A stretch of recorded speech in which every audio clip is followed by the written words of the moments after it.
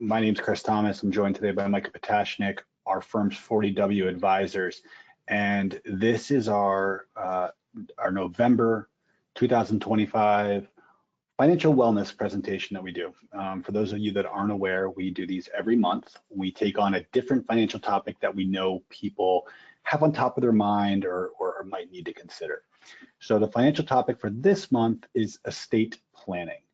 So with the topic of estate planning is something that we're going to try to spend a few minutes demystifying and going through some of the different terminologies and things that you might hear. Before we jump in, just a couple of administrative items. First, everybody's joined in listen-only mode. So if you have any questions, please type those into the questions box and we'll try to answer those on the fly. If we don't get to them, we'll get to them at the very end. Also, everything we talk about today is just for education and information purposes only. Nothing should be considered to be personal financial advice to your specific situation. To get advice about your specific situation, you'll want to talk to a financial advisor, estate planning attorney, or a tax advisor. So with that out of the way, let's go ahead and get started. So there I am. Hello, Micah. Morning, Chris. Good. It's working over there on your end. I'm going to kick things off, and then Micah's going to jump in. So here's how we're going to attack this today. We're just going to talk a little bit about why we need an estate plan. I'll talk about planning while you're alive, planning at death. By the way, this is not a really cheery subject all the time. It's one of the reasons why people kind of avoid it. And then we'll talk about how estate planning can help with some special circumstances that you might have. So before we actually do get started and jump into the content, I want to just kind of hear from everybody what you have done, kind of where you might be on your own personal estate planning. So whatever you think estate planning is, where are you in your kind of quest to do some estate planning? That'll also help us for today's presentation. So give it a couple more minutes for people to answer. Okay, well, I'll go ahead and close this up, share it with you.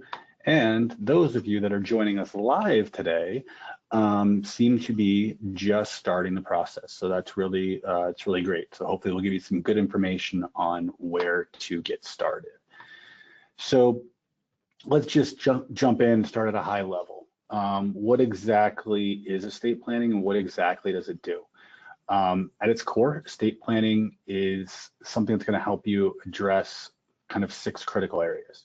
First, it's going to allow you to express what your wishes and desires are, both during your life and at death, when you might not be able to express those wishes yourself. It's going to help you get control of what happens so you're not leaving it to chance. Second, it lets you appoint the right people to carry out your instructions if you are unable to due to death or disability. Now, these people are referred to as agents, executors, and trustees, and they're going to act on your behalf. We're going to define what those terms are in a little bit. Third, if you have minor children, then the estate planning process, and particularly your will, is the only way to legally designate who will care for them if something were to happen to you. So this alone should be a good motivator for any parent to start creating an estate plan. The fourth, it protects your assets. So if you're a business owner, that could mean business succession planning for you as well. But anybody with, if you've accumulated some assets, then estate planning can help you protect those assets. It allows you to pass down family traditions and heirlooms in the way that you intend to. So you can make sure that, grandma's ring goes to the right person, or that your children understand the values that you want to preserve for you and your family. And then finally, estate planning is a good way to minimize probate costs and taxes, saving your family money and hassle during what is probably already a difficult time, having to deal with the loss of a loved one. So we're going to talk about the probate process in a few minutes and why that's a big motivator for people to plan. The next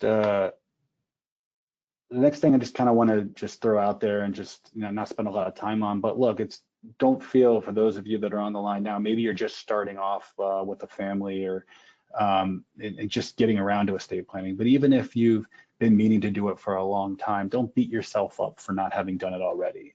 It's very common for people to put this off. It's not a pleasant topic.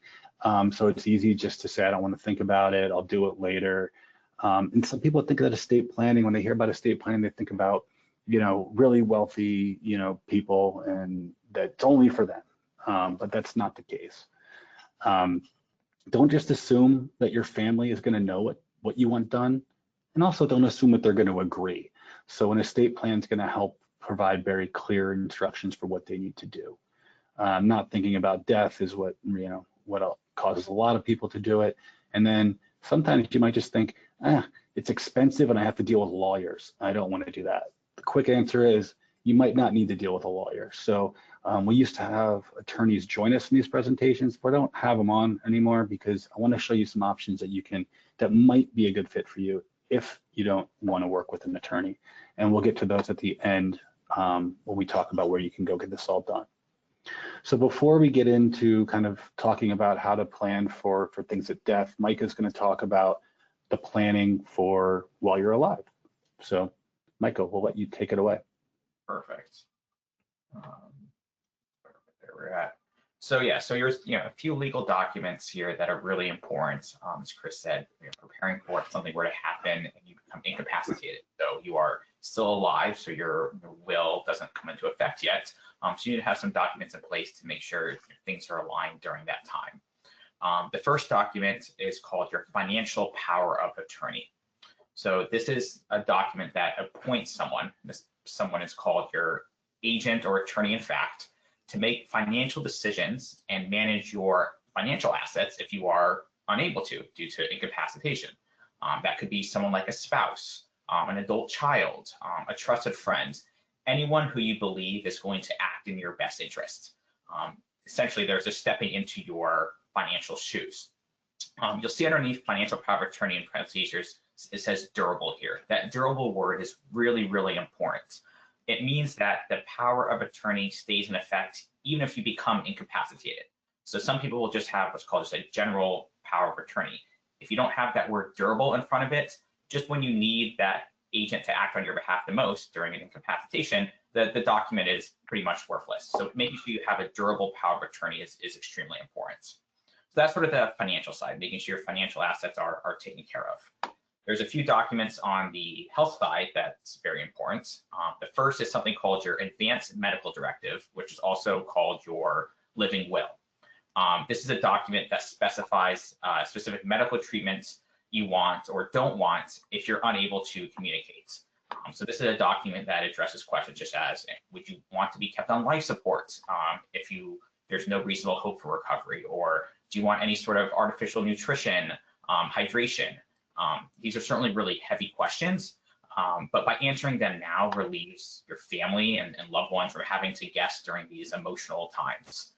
So without this document, maybe your family members will disagree about your care, or maybe doctors give you treatment that ultimately you would not have chosen. So that's what the advanced medical directive does. The next document is your medical power of attorney. This is very, very similar to the financial power of attorney, but this deals on the healthcare side.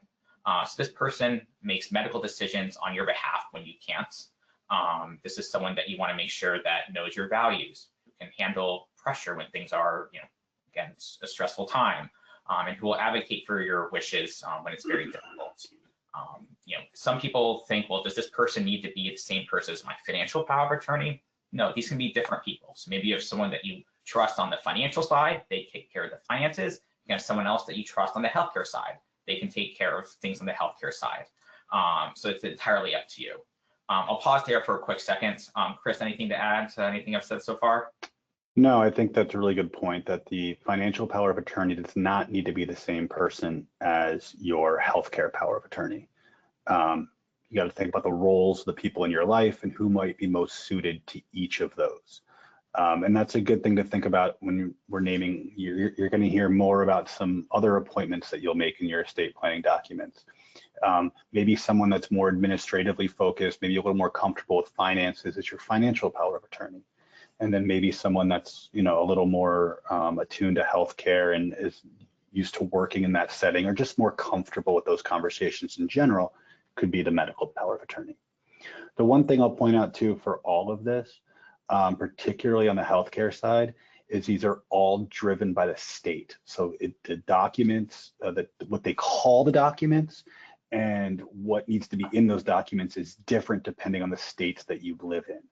So if you've had these documents set up before and you've moved to a new state since, you may likely want to have them updated.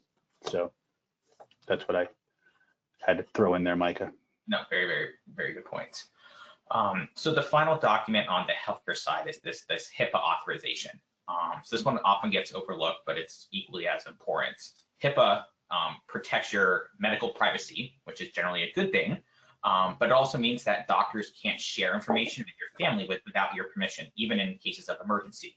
So the HIPAA authorization gives specific people permission to access your medical records and discuss health with your providers. So at a minimum, you'd want your healthcare agent to get access to this information, but you also maybe want other family members that have access so everyone can stay informed about your condition. So that's the HIPAA authorization. Shifting and Micah, before we leave the topic of healthcare, we have a question. The question is, if the medical power of attorney is different than the financial power of attorney, do they have to work together to pay bills if someone is unable to take care of it themselves, or does one handle it? And so so what would happen in this case is the medical power of attorney would just be the one talking to the doctors, getting your medical records, and making decisions about healthcare. The financial power of attorney would be the one that would most likely be paying the bills, because they would be the one that would have the access and the logins to manage the different financial accounts. Hopefully that answers the question. Great question. Exactly. So yeah, so shifting gears from the financial and medical side, that fifth document is the designation for guardianship. So if you have minor children, you'll need a designation of guardians. This document names who will take care of your child or children if you become incapacitated.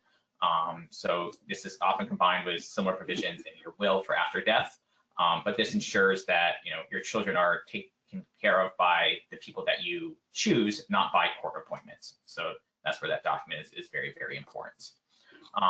So the first 5 documents here, this is something that pretty much everyone should have in place.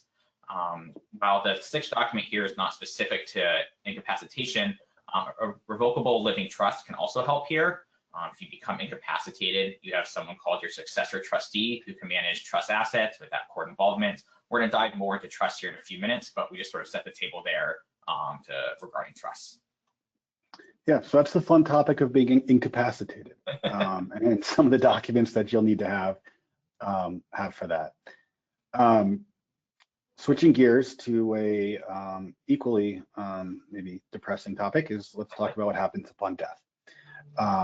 So now what we're going to do is we're going to talk about some of the documents that you need and some of those people that are involved. The first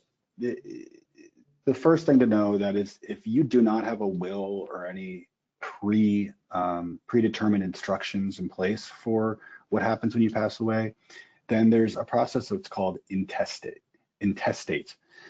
This means that you don't have any plan in place, and it lets the courts decide based on state law exactly how your assets will pass to heirs.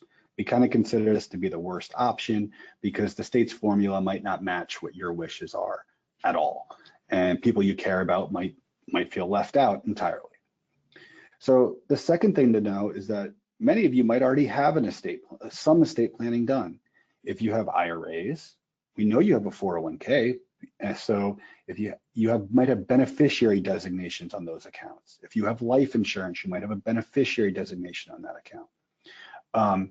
These accounts are very powerful tools that will automatically pass your assets directly to the named beneficiary. So let me say a big reminder to everybody here. If your 401k plan, if you don't have beneficiaries on file, please log in and update your beneficiaries to make sure that they are, 1, on file, and 2, that they're accurate and updated. So we'll talk a little more about that. So the third way that you can pass or plan for assets to pass upon your death is just through asset titling. So we'll talk more about that in a little bit. And then we'll talk about trust and how assets owned by a trust will pass, and particularly pass outside of the probate process. And then finally, everything else that doesn't have a beneficiary designation, isn't owned jointly, or isn't in a trust, is going to pass via your last will and testament. So we'll talk more about what that means as well. So Mike and I have mentioned a couple times the word probate. And one of the major objectives when doing estate planning is to avoid this whole probate process in general. What probate is, it's when someone passes away, your assets don't automatically transfer to the heirs. Instead, most estates are going to go through a legal process, which is called probate. So think of probate as kind of a court supervised method of wrapping up someone's financial life, paying their final bills, and distributing what remains to the rightful beneficiaries. Here's how it works. The first thing is the probate process begins when someone files the deceased person's will with the local probate court. The court is then going to appoint an executor. Now, an executor is the person named in the will to handle the estate. So executor is a big topic. Executor is somebody that you're going to want to appoint in your will to work with the courts and to do the administrative processing of your affairs. If there's no will, and then there's no executor named, the court is going to appoint an administrator to serve in that role. Now, the executor's job is straightforward, but it's kind of time consuming. They have to locate all of the deceased person's property, bank accounts, real estate, personal property. They have to notify creditors, mortgage, credit card companies, pay any outstanding debts, including final medical bills and taxes. And then only after settling all these obligations can they distribute the remaining assets to the beneficiaries according to what you've stated in your will. Probate typically takes 6 months to 2 years, depending on the estate's complexity and whether anyone can test the will. So that's a big thing. A will can be contested. So if there's somebody that feels like they weren't included in your will, but they should have been, they can petition the court, and the court will have to hear that petition before the court will distribute assets to the beneficiaries. So that can really elongate the time. The cost also can add up. You have court fees, attorney fees, executor fees, appraisal costs, and it can range from a couple, 2-3% to 7% of your overall estate's value. So if you have a $500,000 estate, that could mean $15,000 to $30,000 in probate expenses, which is a lot.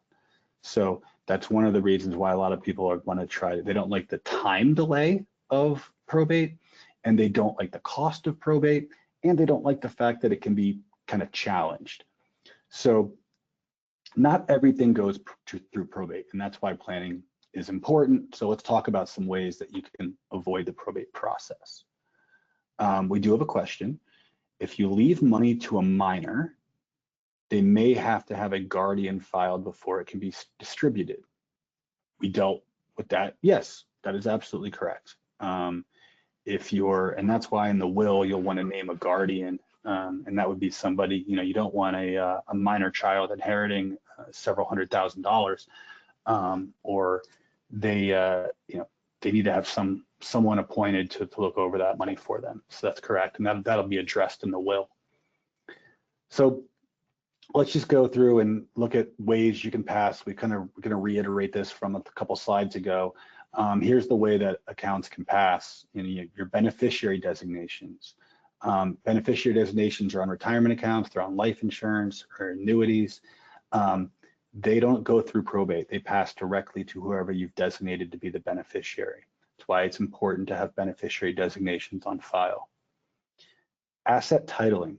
If you own accounts, joint accounts, particularly with a spouse, so joint ownership, it's often called joint with rights of survivorship, then upon your death, the assets will pass, the account, the asset, whatever it is. When I talk about asset, maybe it's a house, I talk about accounts, we're talking about bank accounts or investment accounts.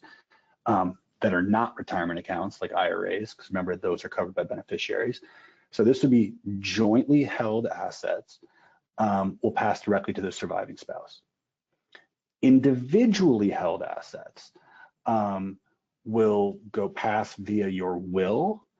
However, certain states will allow you to put beneficiaries on individual accounts. And that includes if you have a home, a property owned in an individual name. You can put transfer on death instructions is what it's called for investment brokerage accounts. That's what it's called for real estate accounts, or for real estate or property. And then payable on death instructions are what banks call it. So bank accounts, they call it payable on death. And what these are just instructions that you put on file that says, upon my passing, I want the account to pass to whoever. And these transfer on death or payable on death instructions will avoid probate so that the account or the asset passes directly to the beneficiary. Again, not available in every state. What you'll need to do is you'll need to go, if it's an investment account, you need to go to your investment brokerage company and say, hey, that individual account that I have, that individual investment account that I have, I want to put a beneficiary on that. Can I put transfer on death instructions? And then they'll tell you. Same thing, walk into a bank for an individually owned bank account, and you'll want to ask them for how to add a payable on death beneficiary, and they'll be able to help you with that. Assets owned by a trust do not go through probate.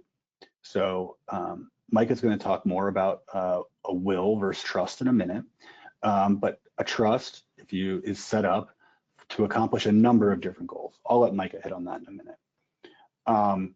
And then everything that's not in a trust has a beneficiary designation on file, owned jointly, or have the payable on death beneficiary instructions on file. Everything else is going to pass through the probate courts, and the probate court is either going to follow the intestacy laws if you don't have a will. If you do have a will, then the probate court is going to administer your estate according to those wishes that you put forth in your will.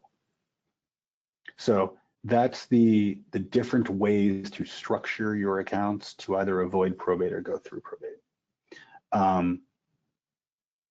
Let's talk about wills, Micah. Wills are probably the most well-known estate planning document. So why don't you talk a little bit about them and contrast that with trust for us? Yeah.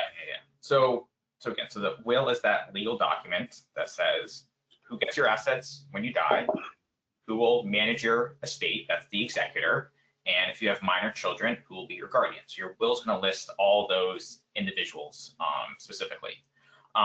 So again, that executor is the one that's going to gather your assets, pay your debts, taxes, and distribute what's left over to your beneficiaries according to your instructions. As Chris alluded to earlier, what many people don't realize is that a will doesn't avoid probate. So some people think, all right, I have a will, I'm good to go. And just to reiterate what Chris has been mentioning, that's why it's so important to list beneficiaries when possible on all your accounts to avoid that probate process. So before we dive into trust, some people ask like, well, if I have a trust, do I need a will? Right? And the short answer is yes, you should always have a will.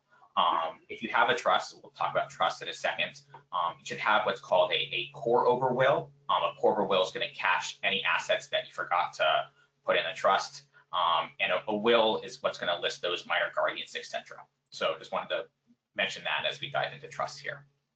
So a trust is a legal entity that you create during your lifetime. You transfer ownership of your assets into the trust, but you maintain complete control. So within a trust, there's a few different terminologies. There's someone called the grantor or trustor. That's who funds the trust. That's going to be yourself. Then you have a trustee who's managing the trusts. For most trusts, you or your spouse or collectively both you are what are called the trustees. You're in charge of the management of the trust. You can buy, sell, spend, change anything you need. When you're living, most trusts are what are called revocable living trusts. Revoke means the ability to change it. So while you're alive, you have the flexibility to change things, change beneficiaries, etc. So you can kind of modify, you could dissolve the trust, pretty much complete flexibility while you are alive. One of the advantages to a trust is if you become incapacitated, you've nominated in your trust a successor trustee. That's sort of that individual who takes over in the event that you're unable to act on your behalf, become incapacitated, things like that. So that's what's one of the advantages of a trust, is being able to sort of list some individuals to take over on that financial side and step in without needing that court involvement. That successor trustee also takes over if in the event you as the trustee passes away. They can distribute assets according to your trust. Again, all avoiding probate. So a lot of people have trust because it helps sort of like simplify that process. You're able to list individuals directly in that trust. And specifically, if you have minor children, as Chris alluded to earlier, maybe you don't want a minor child inheriting assets at 18 years old or 21 years old. Within a trust document, you can specify different rules about when that child is able to start getting access to those dollars, even becoming an adult. So maybe you don't want your college-age child to be inheriting all your assets. You can have terms in a trust that say some assets are received at age 25 or 30, etc. So a trust pretty much allows you to create your own rules. It's its own entity, and you can create your own rules to kind of design how you want assets to be distributed upon your death. So again, I'll pause there before we kind of dive into some of the kind of the pros and cons of trust. But Chris, anything to add to the trust side? No, I think the major reason that we see people set up trust is, first off, to avoid probate. That's one big reason. I think what you mentioned about protecting from minor children, wanting to restrict, if there's $1 million or, that is going to a 23-year-old, potentially, is that what you want to happen? Would you rather maybe that child has access to the money for certain things, but it can't go and spend it all until, they don't get full outright control of it till a later age? Trusts are less contestable than will too. So that's a big thing. The reality of life is that not every family dynamic's a little bit different, and not everybody might get along. So if you're concerned that, people might challenge your will, or maybe there's somebody that's not left an equal amount in your will as somebody else, and you feel like that could be contentious, a trust is a less contestable document than a will is. So that's just some of the advantages we see with the will. Yeah, exactly. Or with the trust, I'm sorry. Yes, exactly. But because there's a legal document, there's a cost to it. You're going to need to have an attorney involved, and there's a cost to have the attorney work with you to make sure everything's in order. So it's one of those things that it's not an inexpensive thing, but it can certainly pay for itself as far as being able to create your own rules and things like that. The other big thing with a trust is while you're living, there isn't going to be really any tax advantages for you while you're alive. Some people think, I have a trust account, somehow that's going to save on taxes.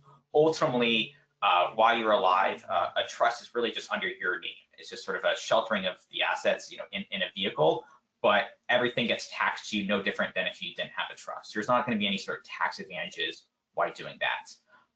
The other really important thing with a trust too is, once you establish a trust, that's really sort of step one in the process. The next thing you're going to have to do is make sure your accounts are retitled and in the name of the trust. The trust does not actually own the asset. It doesn't, you have a joint account with you and your spouse. Until that account is changed into the name of the trust and retitled into the, Chris and Micah trust, for example, the trust doesn't actually physically own the assets. And so that's a really important piece where some people say, oh, I have a trust account, I'm good to go, but they actually haven't gone and done the work to make sure the assets are in the trust. And that's why you have that pour-over will to protect for some of that, but that's really important. So, if you do move forward with a trust, hopefully your estate attorney both helps with the documents, but also helps with those retitlings. Financial advisors can help with those things, but don't think just by the fact that you have a trust, that's you're done with the process of getting things how you want.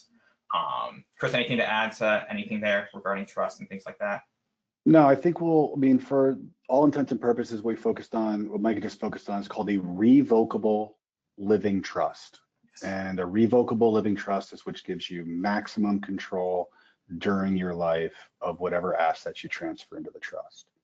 There are specific provisions that can be added. There's a lot of different flavors of trust. Trust are actually kind of a blank document that you can put any instruction, any will, anything that you want can be put into a trust. You can say, I want 99% of my estate to go to my dog, and that can be in the trust. And you can say, and I want my, you can put it whatever you want in the trust, and that's a blessing and a curse. But there's also some special situations where trust can be particularly helpful. For blended families, what you might want to do is you might be worried about your biological, if you're from a second marriage, maybe you're worried about biological children getting disinherited if something were to pass to your second spouse, and they may not have the same relationship with your kids. So for blended families, it can be, trust can be set up to protect against that. Disability and special needs. A special needs trust is just a provision that can be put in a trust that protects that special needs individual who might be receiving state benefits from being excluded from those benefits. If you have too much in assets, so if you inherit assets as a special needs individual, one, you may need assistance, they may need assistance managing that, but two, it could disqualify them from disability benefits that they're getting from federal or state programs. So special needs trust can help make sure they're not disqualified from those programs. For business partnerships, it can really help keep a surviving spouse out of a business partner's life if you were to pass away. A lot of times a business partner might like working with you, but might not want your spouse to be their new partner if you were to pass away. That might not be good for either party. And then tax planning. Tax planning for this limit has actually gone up since we updated the slide, but really on a federal level, you don't owe any taxes at death unless you die with an estate that's valued over $15 million. That $15 million is per person. So a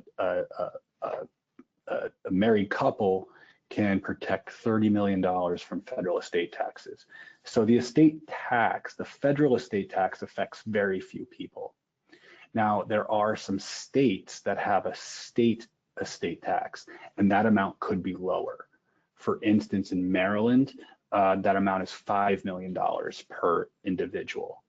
And then other states, New Jersey's a lower level, I believe, as well. So, and there's several other states that are potentially a lower level. So trust can also help with tax planning as well. But we just really wanted to highlight and focus on revocable living trust for the sake of today. And I know we're a little bit over time, but I want to just really quick talk, where can you go and get some estate planning done? Well, here, check your employer benefits.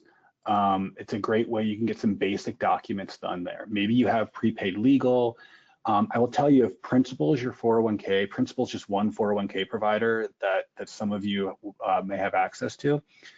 Through Principal, through your 401k login, you can access a prepaid legal or a free will preparation service through there. If you have any questions on that, just reach out to us. Online, there's online trustandwill.com, Quicken Willmaker, LegalZoom. These are where you can get your will, power of attorneys, you can get your revocable trust set up online without having to see an attorney.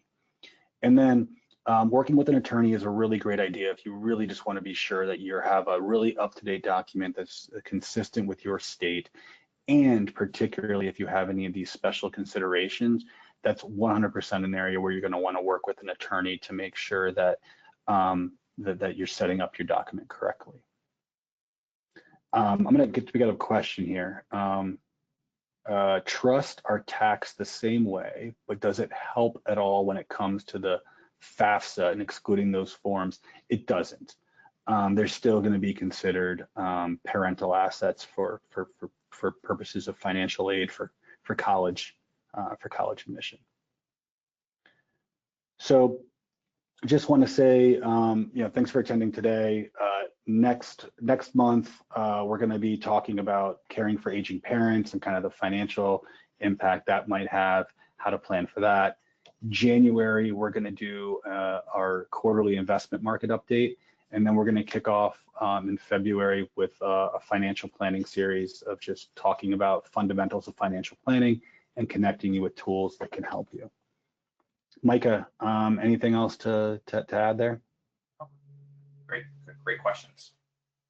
Yeah, thanks for the questions, and enjoy the rest of your day. Please feel free to reach out to us if you want to talk a little bit more specifically about anything you have going on.